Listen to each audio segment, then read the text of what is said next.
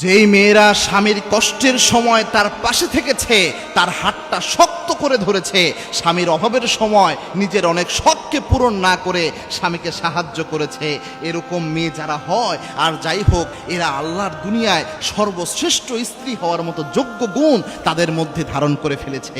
কেননা একজন মেয়ের মানুষের বৈশিষ্ট্যই এটা হবে যে সে তার স্বামীর অবস্থানকে বুঝতে পারবে, স্বামীর যে অভাব রয়েছে, স্বামীর যে বিভিন্ন ক্রাইসিসগুলো রয়েছে এটাকে অনুভব করতে পারবে।